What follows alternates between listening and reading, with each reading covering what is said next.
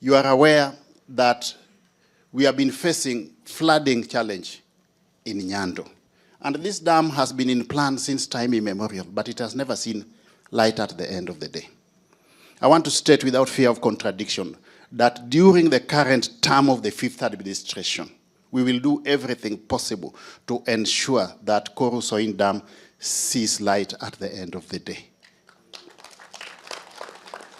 We have made quite substantial strides in pursuing other options, funding models, to enable us facilitate the operationalization of Korusoin Dam. And the route we are going is PPP, public-private partnership, as opposed to full funding by the Exchequer. If that dam is done, it will sort out the perennial flooding problem that we have in Nyando. It will sort out last-mile water connectivity to homes, and it will also augment the efforts of Sondu Miriu Dam for purposes of electricity. In the same vein, we are pursuing Magwagwa Dam in Kisii for the same reasons. Let me state that those of us in the national government and those in the county government from Nyanza here, we have agreed to work together in pursuit of development. And we have profiled, identified about 10 mega projects that we want to work together to pursue for the benefit of Nyanza as a whole. The other project we are pursuing is the Lake Victoria Ring Road, Lake Region Ring Road. This is a road which emanates all the way from Busia, passes through Kisumu, Homa Bay, all the way to Kenya, Tanzania border. That road has now been redesigned. Ministry of Transport has forwarded proposals to National Treasury, and National Treasury is now in the process of undertaking negotiations with the World Bank for purposes of funding. If that road is done, it will open up the entire Nyanza region for purposes of entrepreneurship, trade, and commerce, not just among the Nyanza counties, but also with the neighboring counties and even the neighboring countries. We are determined again to see that through during the current tenure of government. And then the other project we are pursuing is SGR Phase 2. From Naivasha, through Kisii, through Kisumu, all the way to Malaba. That is work in progress, and I verily believe that come the next financial year, that SGR Phase 2 will be embarked on and will be pursued to a logical conclusion. Ongo has talked about the sugar sector. We have had challenges in the sugar sector, but we are also progressively sorting out those challenges.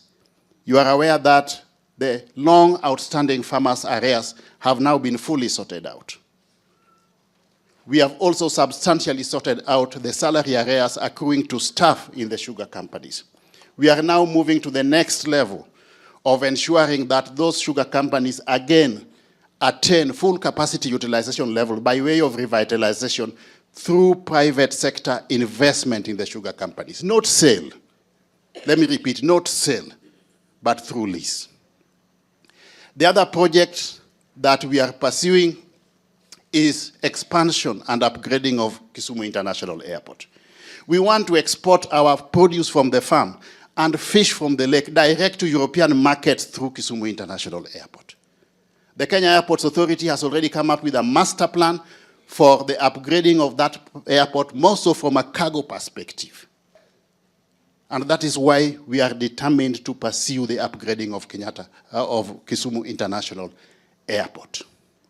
We are also pursuing revitalization or re-engineering of the mining sector.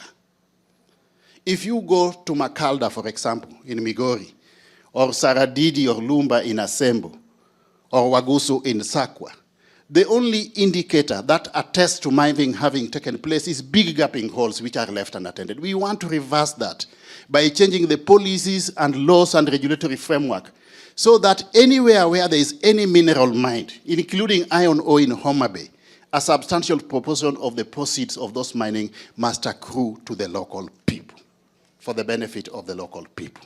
So if we do all these, good people, and make sure that we have got proper infrastructure by way of water, by way of electricity, and elaborate road network, then we cannot go wrong as a region. In fact, the Kisumu Mamboleo, Miwani, Chemelil, Kapsitet Road, the contractors are now back on site. The national government did make some payments about 3 weeks ago, and they are back on site.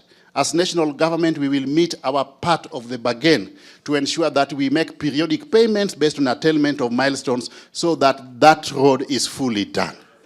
If it is done, it will open up the entire sugar belt, which is a major backbone of the economy of this region. So I want to assure you that the national government will work closely with the county governments.